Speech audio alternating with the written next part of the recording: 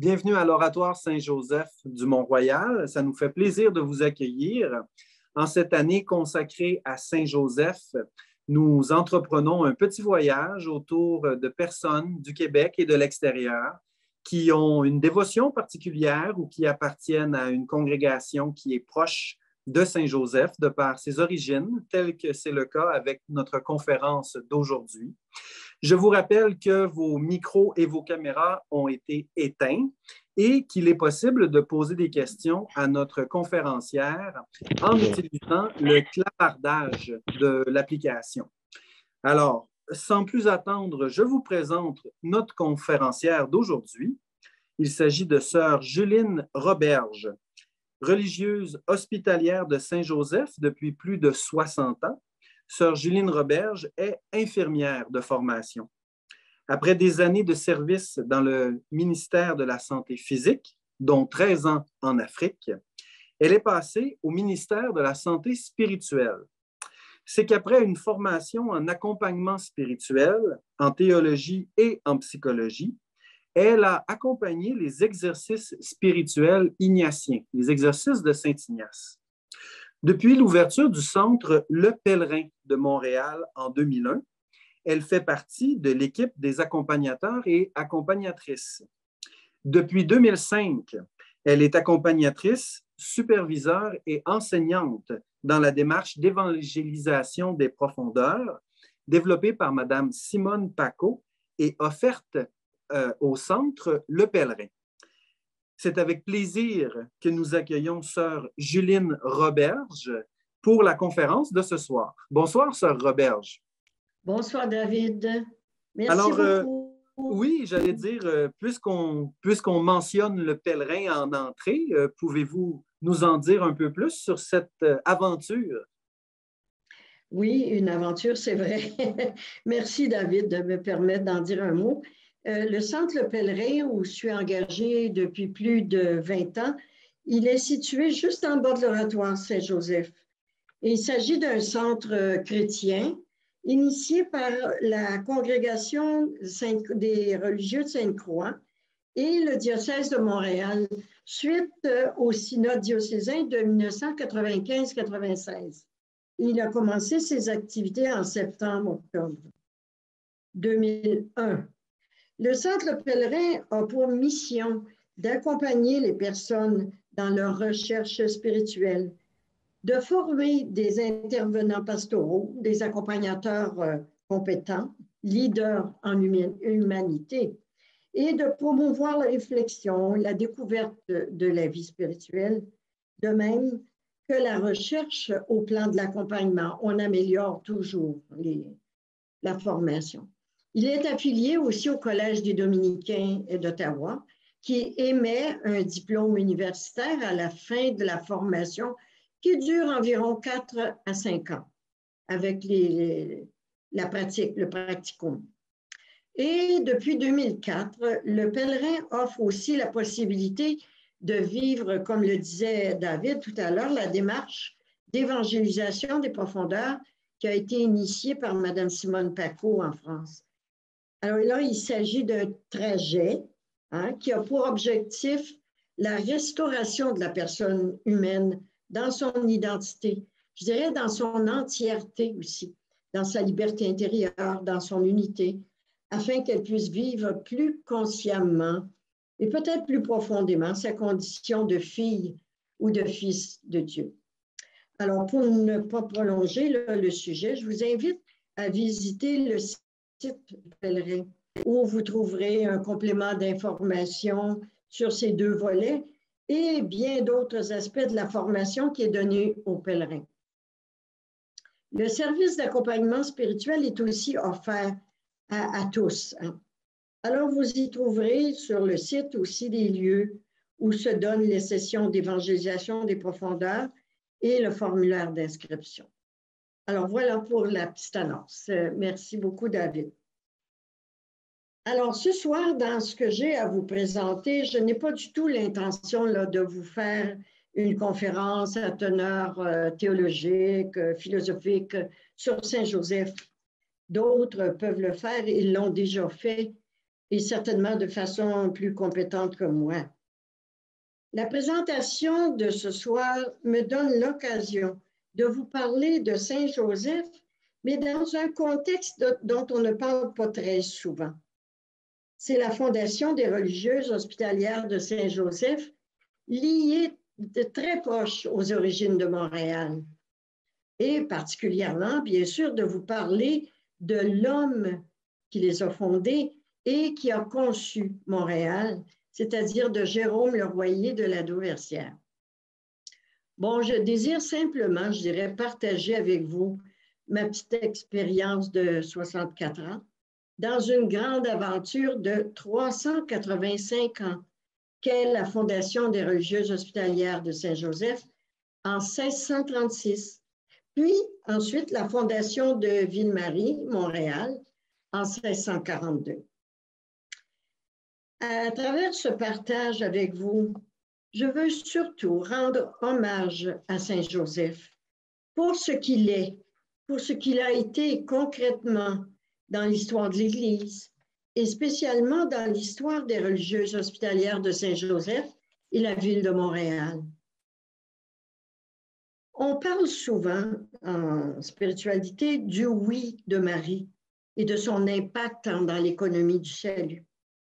Mais qu'est-ce qu'il en est du oui de Joseph? Est-ce qu'on se pose parfois la question? Qu'est-ce qui serait passé s'il avait dit non? Quand l'ange est venu lui dire dans quel mystère, je dirais presque dans quelle galère, il se trouvait impliqué. Je me suis déjà posé cette question-là, mais franchement, je n'élaborerai pas sur la réponse parce que je ne la sais pas moi non plus. Je n'ai pas trouvé vraiment la réponse. Mais nous pourrons constater dans la présentation de ce soir combien ce oui de Joseph a eu de grandes conséquences. Et pour vous parler de cette belle histoire, il me faudrait beaucoup plus que 30 minutes. Hein? Alors, vous comprendrez que je ne fais que survoler et surtout pour ne pas dépasser le couloir qui m'est assigné, je vais m'en tenir à mes notes parce que je peux déborder et aller un peu plus loin. Bon, je ne suis pas historienne. Alors, pour cet entretien, je puise largement dans un grand historien qui est Don Guy-Marie Houry Bénédictin, qui a écrit beaucoup pour notre congrégation. Alors, et bien sûr, je puise aussi dans mon expérience de ce qui m'habite, hein, de ce que j'ai vécu depuis toujours et avec Saint-Joseph, mais avec Jérôme Le Royer. Alors, qui est Jérôme Le Royer? Un beau bonhomme. Et voyez, il a je ne sais plus le mot, là, de l'île de Montréal, la vente, le contrat de l'île de Montréal dans les mains. Il est né le 18 mars 1597, la veille donc de la fête de Saint-Joseph. Et comme les petits bourgeois de la ville de La Flèche en France, Jérôme Le Royer de la Dauversière a été élève des Jésuites au Collège Henri IV à La Flèche entre 1607 et 1615 environ. Bon, de Jérôme, étudiant, on ne sait vraiment rien, si ce n'est qu'il faisait partie de la congrégation de la Sainte Vierge, qui était fondée par le jésuite Jean Leunis. Aujourd'hui, ce mouvement existe encore. Et on a longtemps appelé ça les congrégations mariales. Maintenant, ça s'appelle Communauté de vie chrétienne, abrégé CVX. Et c'est très actif encore. Engagement dans cette congrégation de la Sainte Vierge que Jérôme poursuit après ses études avec les notables de la ville de La Flèche, dont il fait partie puisqu'il est receveur des tailles à la suite de son père. Receveur des tailles, c'est un peu un percepteur d'impôts dans les communes agricoles sur le grain, le blé, tout ça. Les congréganistes, leur première œuvre est d'abord de prendre au sérieux leur engagement à devenir un point de référence autour d'eux pour une vie chrétienne authentique. C'est ce qu'on appelait et qu'on pourrait appeler encore un pieux laïque. Là, hein? Alors, Jérôme est marié à Jeanne de Beaugé. Ils ont 5 enfants, dont 2 prêtres et 2 religieuses. Vous voyez déjà l'ambiance. Et à noter aussi que son dernier fils porte le nom de Joseph, ce qui nous laisse entrevoir déjà la dévotion de Jérôme à Saint-Joseph. Bon, pour lui, c'est en 1630 que tout commence, avec une expérience spirituelle qu'on pourrait qualifier de mystique, plutôt surprenante, je dirais, mais qui nous montre déjà l'orientation que prend la vie spirituelle de Jérôme Le Royer.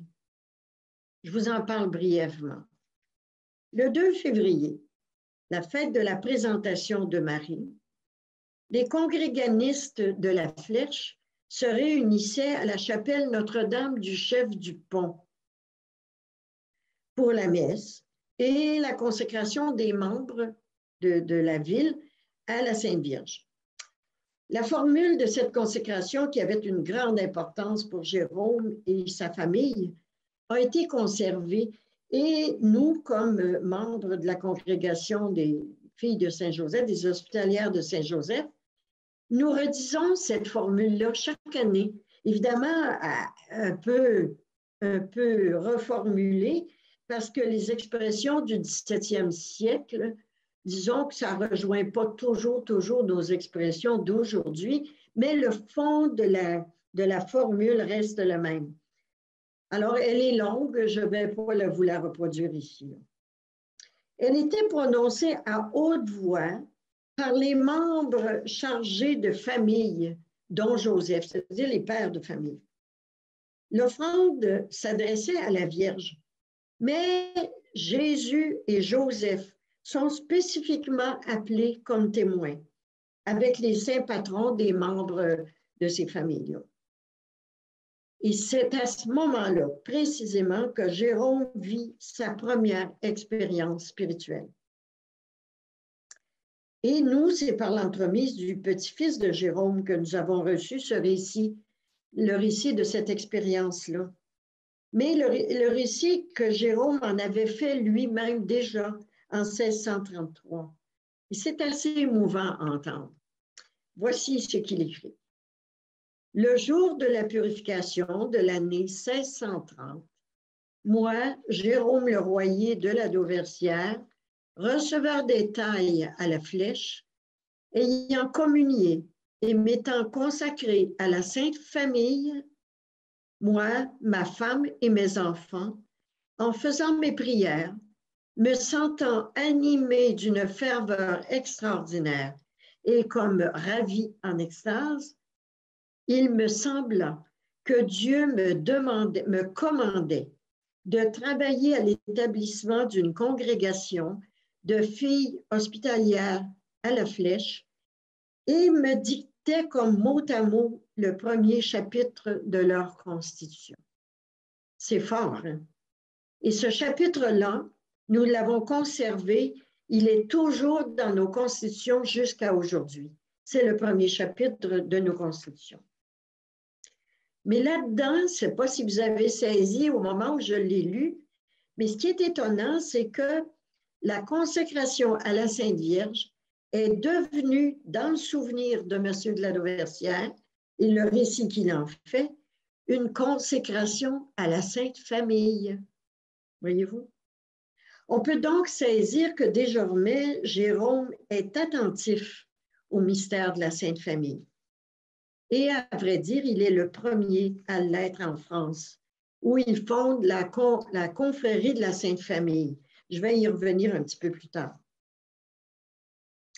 Cette dévotion aussi sera propagée ensuite en Nouvelle-France sur le modèle de la Flèche, à Montréal grâce au père Chaumonot, à Madame Daibou, puis à Québec sous le règne de Monseigneur de Laval. Ici, déjà, on pourrait faire toute une conférence sur la dévotion à la Sainte Famille en Nouvelle-France, particulièrement à Montréal et à Québec. N'oublions pas que Jérôme est un père de famille, hein, je vous l'ai dit. Pour lui, à la famille de la terre, il faut un modèle que l'on découvre dans l'Évangile. Et c'est la famille de Nazareth, famille humaine de Jésus, dont Saint Joseph est le chef et le protecteur. C'est à ce chef, selon l'humilité, comme il écrit, que Jérôme s'identifie et qu'il choisit comme modèle pour sa propre vie de père de famille et pour sa vie professionnelle d'administrateur. Remarquons bien que pour Jérôme, la dévotion à Saint Joseph, tout en étant très, très importante, n'est pas une entité en soi, une dévotion isolée. La dévotion à Saint Joseph, pour lui, c'est une dévotion dans le culte de la France en ces années-là. Mais Jérôme la concrétise d'une façon particulière dans sa vie. D'abord, on sait qu'il est l'administrateur du vieil hôtel-Dieu de la Flèche. Alors, quand il rénove la chapelle de son hôtel-Dieu, il la met sous le patronage de Saint Joseph, alors qu'elle était déjà dédiée à Sainte Marguerite. Un changement. Et il est le premier à dédier une église à Saint Joseph. Ensuite, Jérôme fonde en 1636 la confrérie de la Sainte Famille, mais sous le patronage de Saint Joseph, pour honorer à perpétuité la Sainte Famille de Jésus-Christ, dont ce grand saint a été le chef selon l'humilité. Ce sont les termes exacts de l'érection de la confrérie de la Sainte Famille par l'évêque d'Angers à ce moment-là. Ensuite, Joseph s'inspire aussi de sa dévotion à Saint Joseph quand il fonde et place ses filles hospitalières sous son patronage. Jérôme Leroyer parle de Joseph comme chef selon l'humilité. Et j'ai remarqué que ça disait, en d'autres mots, si on peut dire, ce que le pape François écrit dans sa lettre quand il a lancé l'année Saint-Joseph. Il parle de Joseph comme de l'ombre sur la terre du Père céleste. Je trouve ça très beau parce que c'est la position humble que prendra et gardera Jérôme Leroyer dans toute l'œuvre qu'il accomplira. Mais on peut se dire entre nous autres, c'est peut-être ça qui explique qu'il soit si peu connu encore aujourd'hui. Hein? Il était trop humble, puis il avait pris un patron humble. Voilà. Maintenant, à l'expérience mystique vécue par Jérôme en 1630, s'en ajoute une autre, une année ou deux après, un autre appel très fort, celui de fonder en Nouvelle-France une mission dans une ville qui n'existe même pas encore. Et c'est la fondation de Ville-Marie, Montréal, pour l'évangélisation. Ben, vous admettrez avec moi que ce n'est pas étonnant que ces conseillers spirituels aient traité l'affaire de pieuse chimère, en ajoutant que son premier devoir était d'abord de s'occuper de sa famille et de sa profession. Ben, c'est un peu logique qu'on lui dise ça, mais c'était de ne pas connaître la foi profonde de Jérôme. Mais par contre, ce n'est qu'en 1635, dans une nouvelle expérience spirituelle, qu'on dirait mystique aussi, à Notre-Dame de Paris, où il est venu pour rencontrer des conseillers pour l'affaire de Montréal, entre autres, que Jérôme aura la confirmation de sa mission à deux volets.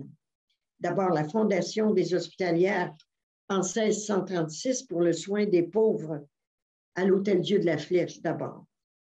Et fondation de Ville-Marie en 1642 en Nouvelle-France. Et vous voyez ici la vision que Jérôme a eue, dont je vais vous parler maintenant.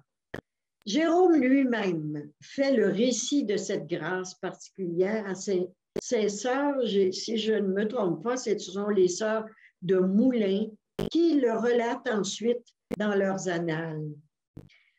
Alors, selon sa coutume, Jérôme commença par la messe. Et voilà ce qui est écrit ensuite.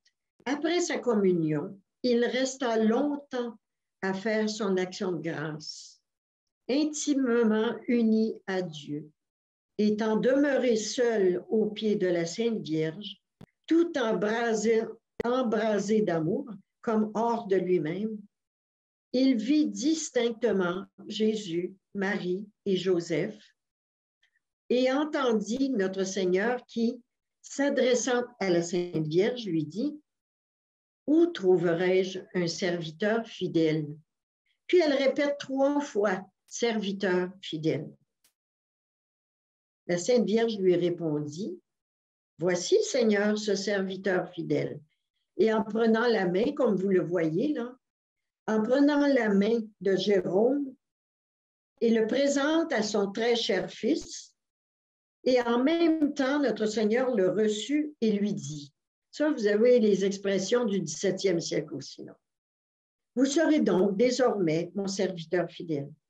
Je vous revêtirai de force et de sagesse, et vous aurez pour guide votre ange gardien.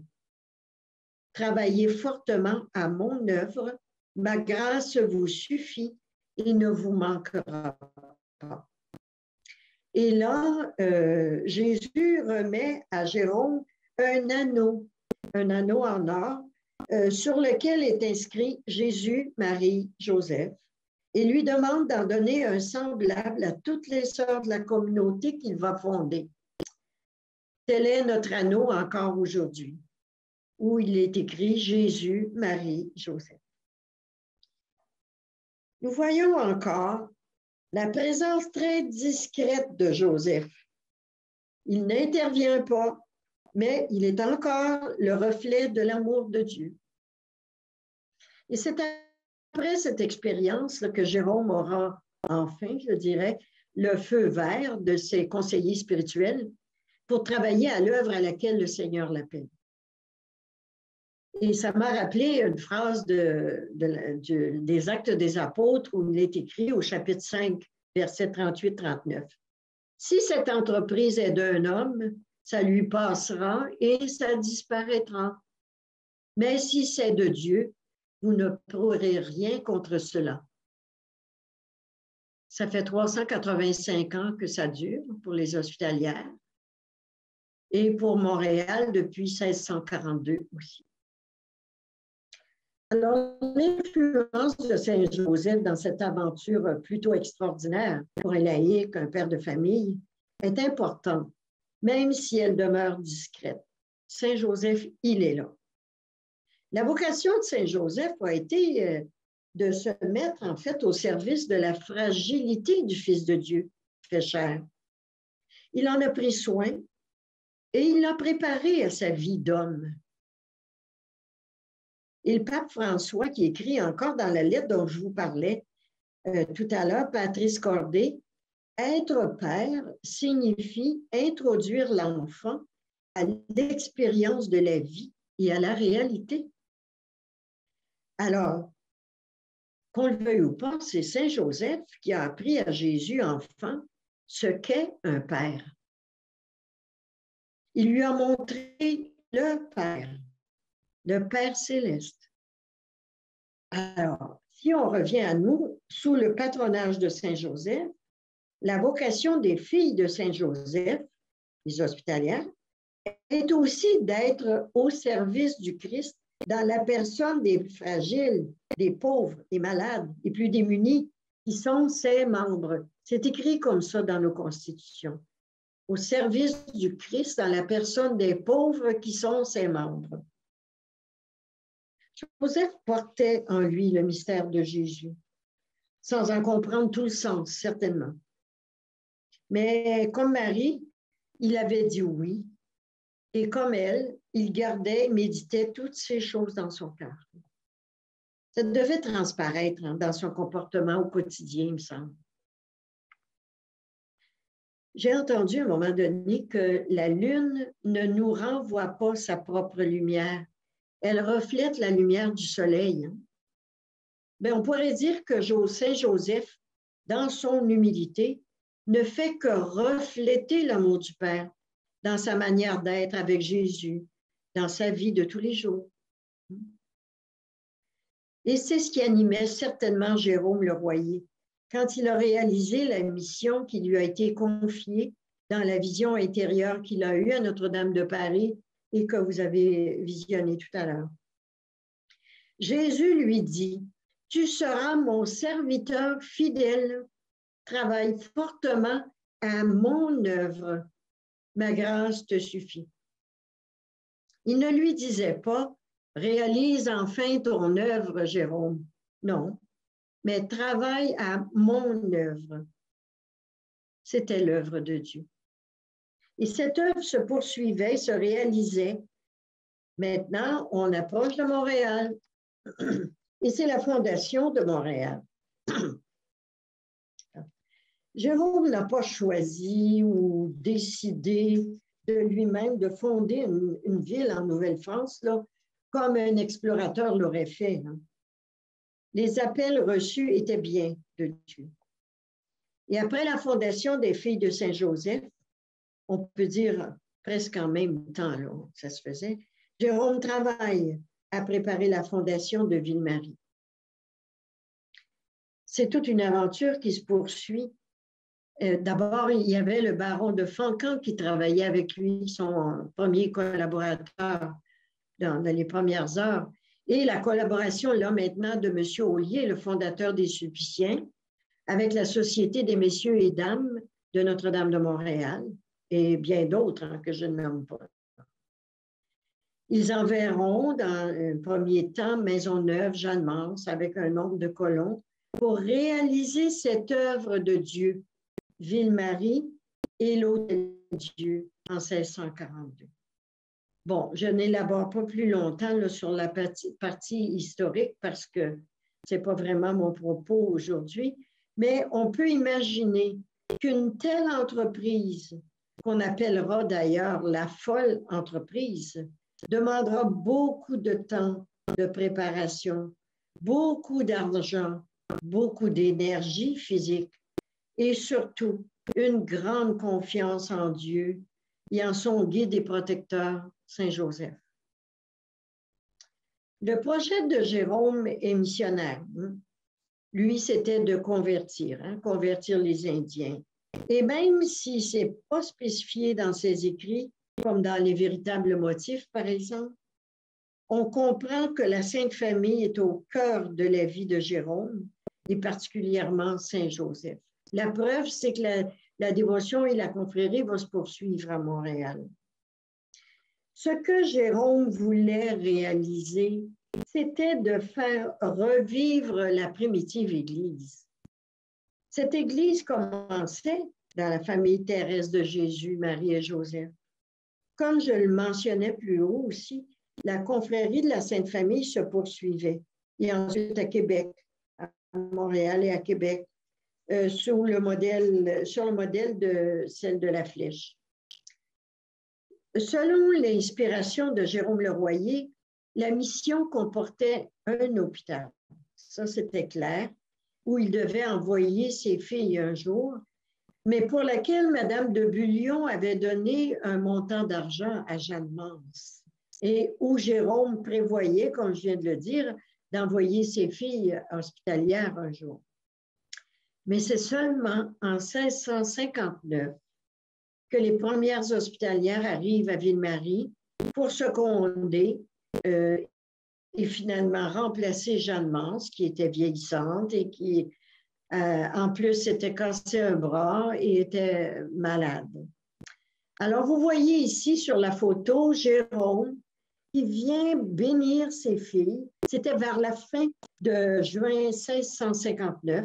Jérôme se rend, malgré sa maladie, il se lève de son lit, il se rend à La Rochelle pour l'embarquement des trois hospitalières qui partaient vers Montréal avec Jeanne-Mance et Marguerite Bourgeois qui étaient venues en France les chercher. Alors déjà, comme je l'ai dit, affecté par la maladie, finalement, Jérôme est mort le 6 novembre suivant, sans avoir su que ses filles étaient rendues en terre canadienne. Il aura vécu dans la foi et l'humilité jusqu'à la fin de sa vie. Et comme son guide et protecteur, Saint Joseph, il aura vécu comme l'ombre sur la terre du Père céleste, fragile dans son corps, oui, mais avec une foi forte et solide. Alors, il faut bien conclure, le temps avance. Aujourd'hui encore, les filles de Jérôme Le Royer ont une grande dévotion et fêtent solennellement chaque année la Sainte Famille et Saint Joseph. Tradition qu'elles ont transmise aux quelques 300 personnes associées qui poursuivent la mission de la famille spirituelle des religieuses hospitalières de Saint-Joseph, qui est de témoigner d'un Dieu amour qui unit et qui libère. Depuis ses origines, vous savez, les religieuses hospitalières travaillent en étroite collaboration avec les laïcs. Jérôme était laïque, Jeanne Mance était laïque, Maisonneuve et bien d'autres collaborateurs étaient des laïcs. Alors, les personnes associées qui se joignent à notre famille spirituelle, ce sont des chrétiens qui choisissent de vivre leur engagement de baptiser selon l'esprit de la famille de Jérôme Le Royer, la liberté des enfants de Dieu en union de communion. Cela dans leur engagement professionnel et familiaux. Alors, comme je vous le disais au début de cet entretien, je n'ai fait que survoler et vous admettrez avec moi que parfois c'était en jet. Alors, une histoire tellement riche, une belle histoire vécue sous le patronage de la Sainte Famille et de Saint-Joseph. Je veux dire un gros merci à l'équipe de l'Oratoire Saint-Joseph et particulièrement à David Bureau de m'avoir invité à vous parler et de mettre en lumière la place de Saint-Joseph dans cette belle histoire de la Fondation des Hospitalières et de notre ville, Montréal. Pas beaucoup de villes qui peuvent se dire être nées d'une inspiration spirituelle. Je souhaite surtout vous avoir donné l'envie, le désir d'aller revisiter d'une manière ou d'une autre cette histoire. Alors, je vous donne des petites pistes.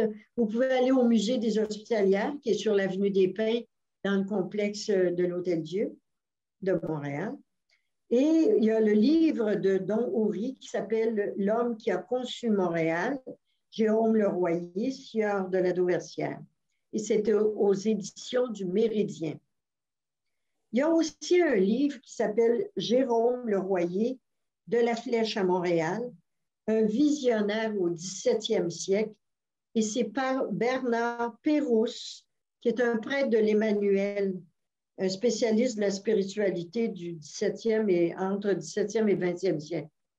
Et c'est aux éditions CLD. Alors, voici les pistes. Je vous remercie de votre attention. Merci beaucoup, Sœur Roberge. C'est vrai que vous nous avez fait faire tout un tour de jet, mais ceci étant dit, ça nous fait toujours plaisir, même quand c'est rapide, de revoir un peu ces racines si particulières à l'histoire de Ville-Marie qui devient Montréal. Et comme vous l'avez très justement souligné à la fin de votre entretien, elles ne sont pas très nombreuses, les villes, à avoir été fondées sur une inspiration aussi prenante que des civils, des laïcs se sont sentis appelés à participer à un projet qui avait, aux yeux des plus grands du monde, ni queue ni tête. Alors, c'est un mystère, vraiment. Je rappelle à toutes nos participantes et nos participants que si vous avez des questions pour Sœur Géline Roberge, d'utiliser l'option de clavardage qui se trouve dans le coin supérieur droit de votre écran. Donc, vous appuyez sur le petit plus, vous allez sélectionner « Discuter » et vous pouvez poser vos questions à Sœur Roberge. Moi, j'en ai une pour vous qui remonte un peu au début de votre présentation, mais j'ai trouvé ça très intéressant. Vous avez mis en parallèle le « oui » de la Sainte Vierge avec le « oui » de Saint Joseph qui n'est pas textuellement comme tel dans les évangiles, est celui de le oui de Jérôme Leroyer. Et ces trois oui-là me fait penser que, dans le fond, c'est une façon pour nous de nous encourager à répondre de façon positive aux défis de notre époque pour aller de l'avant, parce que le oui est un engagement, mais pas seulement un engagement pour le cœur, mais également pour l'esprit, le corps, l'âme. Est-ce que vous voyez dans ce oui-là un modèle à suivre pour aujourd'hui? Certainement. De quelle manière, tout dépend des personnes. Si on est familier ou familière avec la parole de Dieu, on va relire ces choses-là. Mais je pense que tout chrétien engagé d'une manière ou d'une autre a des oui à renouveler sans cesse. Parce que ce n'est pas simple aujourd'hui de s'engager comme chrétien dans un milieu qui essaie de nous le faire oublier, si on peut dire. Mm-hmm. Alors, ce oui-là, c'est important, je pense, oui, de trouver des points d'ancrage ou des modèles qui peuvent nous aider à vivre ce oui-là. Bon, Saint-Joseph est un excellent modèle, la Vierge, bien sûr, parce que si on se replace dans le contexte qu'ils ont eu à vivre, oh là là, ça ne devait pas être si simple que ça. Il me semble que la bonne Sainte-Anne a dû dire à sa petite Marie, « Hey, ma petite Marie, tu vas venir t'asseoir à côté de moi, là. On va s'en parler, là. Hein? J'ai conçu du Saint-Esprit un instant, là. » Alors, voyez-vous, il y a des choses qui nous dépassent. Saint-Joseph, la même chose quand on lui dit, « Prends ta femme et ton enfant. » Aujourd'hui, les migrants. Et sœur Pierrette, je pense la dernière rencontre, sœur Pierrette a parlé des migrants avec Saint-Joseph. Alors, moi, je crois que oui. Ce que tu me poses comme question, est-ce qu'ils sont des modèles? Certainement. Certainement qu'ils sont des modèles, oui. Il y a un autre point, puis ça, c'est une question qui nous vient, votre longue prière que vous récitez encore chez les religieuses hospitalières de Saint-Joseph. Ça a suscité beaucoup d'intérêt. On aimerait en savoir un peu plus sur cette prière-là qui a traversé les âges. Qu'est-ce que vous pouvez nous en dire? Oh là là, j'aurais dû apporter la copie, je ne l'ai pas ici, mais c'est une consécration à la Sainte Vierge de tous les membres de la famille, leur corps, leur âme, leur bien, leur mission, et ils se confient à Marie. Et là, si vous avez bien remarqué que dans le souvenir de Jérôme, c'était à la Sainte Famille. Alors déjà, comme famille, ils avaient envie de se confier, j'allais dire de se raccrocher à une famille solide. Mais je n'ai pas tous les mots, mais c'est une belle consécration à la Vierge. Une participante me fait remarquer que vous avez dit que les mots de cette prière ont été changés avec le temps. Pas nécessairement changés d'après ce que je comprends, mais elle se demande un peu qu'est-ce qui est différent de la prière originale? Pas grand-chose, en fait. Parce qu'il y a comme tout à l'heure, je vous disais, vous savez, il y a des expressions très saint père ou très cher fils. Il y a des expressions qui sont un peu enrobées, je dirais, et qu'aujourd'hui, on est moins porté à ces formules-là. Mais c'est des formules fondamentales, en fait, là. Et peu importe la manière qu'on le dit, moi, je pense que parce qu'ici, voyez-vous, quand, par exemple, le Seigneur dit à Jérôme, « Où trouverai-je un serviteur fidèle? » Bon, ben ça se comprend. On ne parlerait peut-être pas d'un serviteur aujourd'hui. Hein? Où je pourrais trouver un allié, où je pourrais trouver quelqu'un de confiance. Vous voyez, on change la manière de le dire, mais en fait, ça ne change pas grand-chose dans l'intention puis dans l'objectif de ce qu'on... Au fond, ce qu'il cherchait, Jérôme et sa famille, c'était de se confier, comme il était membre des congrégations mariales, c'était de dire à Marie, à leur manière, on te fait tellement confiance qu'on est prêt à te donner notre vie, à te confier notre vie pour que tu sois notre guide là-dedans. C'est aussi simple que ça. Sur cette même note de confiance, quelqu'un fait remarquer dans la discussion que Jérôme est décédé avant d'avoir vu l'accomplissement de son travail. C'est bien ça? Oui, oui. C'est-à-dire qu'il a vu les hospitalières déjà un travail qui était réussi. Les hospitalières étaient parties. Alors, lui, c'est comme il passait le flambeau à quelqu'un d'autre, mais il n'a jamais su que les hospitalières étaient rendus au Canada, à Montréal, en fait. Puis la question, en fait, vous venez d'y répondre sans que j'ai eu besoin de la poser. Jérôme Leroyer n'est jamais venu à Ville-Marie ou en Non, Nouvelle-France. non, non, non. Ben, on peut comprendre, hein, un père de famille, il y avait 5 enfants, responsable d'un hôpital, puis sa santé semblait pas très forte, surtout quand les sœurs sont parties, là. Il était déjà très malade. Oui. Quelqu'un nous demande si on sait qu'est-ce qui est arrivé avec les enfants religieux de Jérôme. Est-ce que eux sont venus en Nouvelle-France? Est-ce qu'ils étaient Non, dans des congrégations? non, pas du tout. Il y avait, les deux prêtres avaient chacun une cure, là, pas très loin de la flèche. Un qui était à Bazou, l'autre, là, je ne me rappelle plus. Les filles, il y a une visitandine et une hospitalière de Saint-Joseph. D'accord. Jeanne était chez les hospitalières. Quelqu'un me fait remarquer que, mis à part le fait que la Sainte Famille ne comptait qu'un seul enfant et que Jérôme en comptait 5, que la différence entre les deux, finalement, est assez frappante. Je dirais plutôt que la ressemblance entre les deux est assez frappante. La participante me fait remarquer que Jérôme prenait Joseph comme modèle de père, comme un modèle de travail, comme un modèle de dévotion. Et est-ce que vous voyez Joseph encore comme un modèle pertinent pour notre époque, pour les jeunes pères ou même à la limite pour les jeunes hommes? Ah, et comment, bien sûr.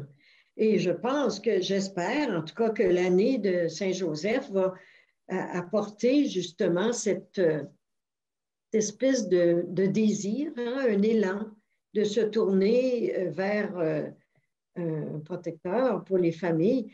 Et même si les familles, moi, je pense à mes neveux, mes nièces ou des connaissances qui ne vont pas se mettre à prier Saint-Joseph demain, mais moi, qui sais combien Saint-Joseph est protecteur des familles, ben, je confie ces familles-là à Saint-Joseph. C'est une porte intéressante que vous ouvrez parce que des fois, on est un peu désemparé devant, pas nécessairement le désintérêt, mais disons peut-être l'éloignement qui a pu amener certaines personnes à s'éloigner de l'Église, de la prière également, qui est un liant très important. Mais de vous entendre dire qu'on peut confier tout aussi bien ces personnes-là et que la prière est tout aussi une façon efficace de les entourer de Joseph, par exemple. Exactement. Puis les familles, surtout les jeunes familles aujourd'hui, y a-t-il un temps où ça devient plus compliqué d'avoir des jeunes enfants, mais c'est tellement beau. Alors les grands-parents, les oncles, les tantes, les gens qui entourent ont un rôle important là-dedans. C'est pas parce que nos jeunes ne viennent pas à l'Église qu'ils n'ont pas les valeurs chrétiennes que leurs parents ont. Quand ils sont honnêtes, ils sont bons, d'où ils prennent ces valeurs-là. Mm-hmm. Alors, voilà.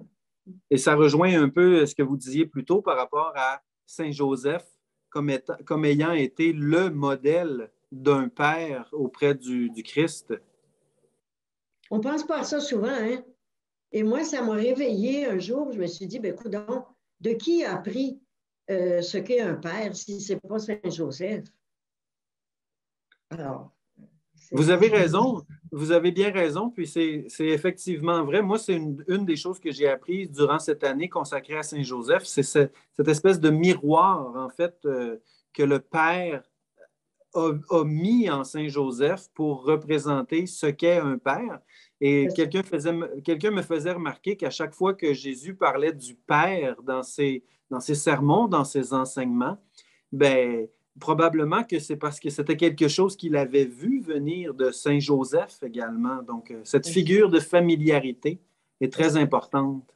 J'ai une dernière question pour vous concernant un peu cette particularité de Jérôme d'avoir été quelqu'un de faible. Pas de faible, mais disons malade, qui a eu des épreuves, qui était fragile. Et quelqu'un fait remarquer dans la discussion, c'est intéressant de voir à quel point on confie souvent à des personnes faibles de grands projets. Et je ne peux pas m'empêcher de penser à Saint-Frère André que tout le monde donnait pour mort dans les heures qui ont suivi sa naissance. Exactement. Et qui a pourtant vécu très longtemps. Est-ce que vous voyez un enseignement là-dedans dans la force de la faiblesse? Oui. Je pense qu'on le trouve dans l'Évangile aussi, il remonte en moi, quand on dit, il nous a enrichis de sa pauvreté. Donc, est-ce que c'est pas un peu ça? Écoute, moi, je vous apporte ça ce soir, là. Qu'est-ce que je suis, moi, pour apporter ça? En fait, je suis une porteuse de quelque chose d'autre. Alors, on est tous porteurs de quelque chose de beau, de grand, de fort. On a tous un potentiel créatif en dedans de soi, mais il suffit parfois d'une étincelle pour le mettre. Et Jérôme a eu la chance, ou je ne sais pas comment je peux qualifier ça, d'être interpellé par Dieu lui-même. Hein? Et puis, il a eu la force intérieure de dire oui. Je vois seulement ça, moi. C'est pas toujours. C'est sûr que parfois, on se pense fort, mais quand on regarde comme il faut notre humanité, elle est fragile, notre humanité. Absolument. C'est un bon point. Je pense à un ami, là, à 70 ans, qui vient de prendre sa retraite. Dans le temps de dire, il a fait un AVC, il est complètement impotent. C'est d'être fort puis de devenir faible tout à coup. Mais il ne perd pas sa valeur intérieure à cause de ça. Il y a toute une. Bon, il pourra plus faire ce qu'il pouvait faire avant, mais il y a d'autres choses. Alors, mon potentiel créatif, il faut que j'aille le chercher autrement. J'ai une dernière question qui est apparue. C'est une question qui peut avoir l'air un peu simple, mais quand même, je pense. Est-ce qu'aujourd'hui, les religieuses hospitalières prient encore Saint-Joseph d'une façon particulière? Et je ne pense pas qu'on fait référence ici à la longue dédicace, mais plutôt au quotidien. Comment ça s'exprime au quotidien, cette relation avec Saint-Joseph? On a la prière à Saint-Joseph tous les jours, une invocation à Saint-Joseph. On va à l'Eucharistie, on parle de Saint-Joseph à l'Eucharistie, et on a une tradition, particulièrement dans les plus grandes communautés, de réciter le Souvenez-vous à Saint-Joseph. Moi, là, si vous voulez que je vous dise un secret, là, je ne monte jamais dans la voiture, je ne pars jamais en voiture, je conduis la voiture sans réciter le Souvenez-vous à Saint-Joseph et à lui confier ainsi qu'à mon ange gardien. Et ça vient de mon enfance, parce que mes grands-parents, mes parents, avaient une grande dévotion à Saint-Joseph et à l'ange gardien. Et voyez-vous que Dieu dit à Jérôme, travaille fortement mon œuvre, vous aurez comme guide votre ange gardien. Mais j'étais tellement contente quand j'ai entendu ça, quand je suis entrée en communauté, j'ai dit, donc, il parle de moi, là, lui. Alors, voyez-vous, non, Saint-Joseph, il est tellement présent. Et j'imagine, oui, on le voit d'ailleurs derrière vous, dans votre bureau. Et donc, je comprends que c'est peut-être un sentiment qui est partagé par plusieurs autres consoeurs de votre communauté. Toutes les sœurs. Sœur Juline, ça a été un grand plaisir de vous accueillir. Je vous remercie du fond du cœur pour avoir partagé avec nous votre connaissance de l'histoire de votre congrégation et aussi ce bel intérêt envers un fondateur secret, ou en tout cas très discret de l'histoire de Montréal, Jérôme Leroyer de la pardon, Dauversière. de la Dauversière. Jérôme Leroyer de la Dauversière, évidemment.